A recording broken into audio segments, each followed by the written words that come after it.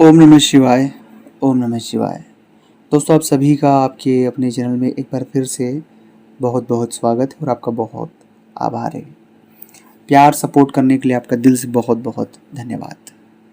जो हम सोचते हैं वो हमें क्यों नहीं मिलता, आखिर कारण क्या है?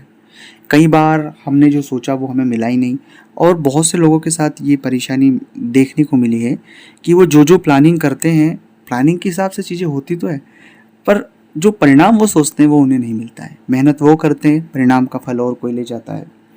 कई बार हम मेहनत तो सब बहुत कुछ करते हैं, लेकिन परिणाम आने में बहुत देरी हो जाती है, और इतनी देरी हो जाती है कि वो परिणाम हमारे किस काम का होता ही नहीं है।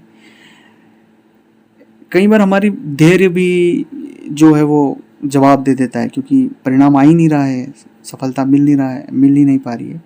तो जैसे हम सोचते हैं वो हमें मिलता क्यों नहीं, आखिर ये माजरा क्या है, और ये कौन से ऐसे नियम कानून है इस प्रकृति के जिसमें हम सटीक नहीं बैठते। देखिए, ये लाइन आपने बहुत बार सुनी भी होगी कि मन का हो तो अच्छा, नहीं हो तो बहुत अच्छा।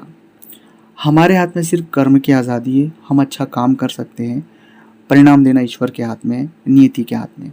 और बस हम कर्म करते वक्त खुद को ईश्वर तुल्य समझ लेते हैं, मतलब खुद को सुप्रियल समझ लेते हैं। ईश्वर तुल्य तो ज़्यादा बोल दिया मैंने, लेकिन हम खुद को बहुत ज़्यादा हाई वो समझ लेते हैं, उच्च श्रेणी में।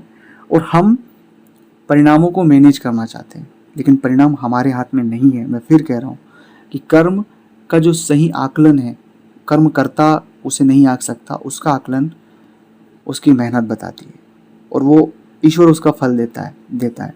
90% तो लोगों को ये चीज़, हाँ 10% कुछ ऐसे सिचुएशन हैं जहाँ बहुत हार्ड वर्क मेहनत करने के बाद भी उन्हें वो परिणाम नहीं मिलता। उसके पीछे कई सारे कारण हैं, उसके पीछे कई सारी चीज़ें हैं, उसके लिए मैं अलग से वीडियो बना दूंगा।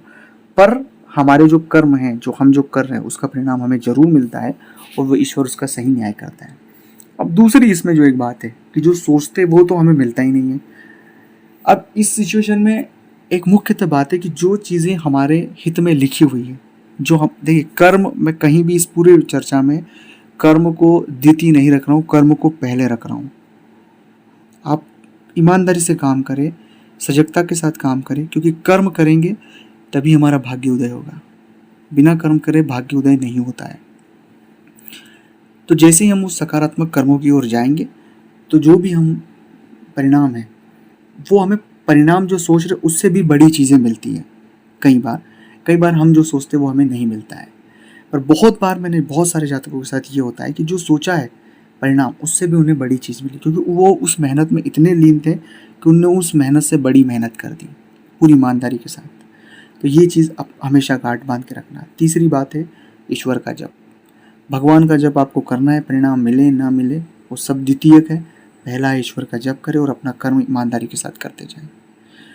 तीसरी और बात है, लोग हमें डाइवर्ट करते हैं, उस डाइवर्शन में हमें नहीं फंसना है। हमें हमारा कर्म करना है, और एक लक्ष्य जो ध्येय है उस पर कार्य करना है। सफलता जरूर मिलेगी और आप जरूर सफल होंगे, मैं आपसे वादा करता हूँ। ओम नमः शिवाय।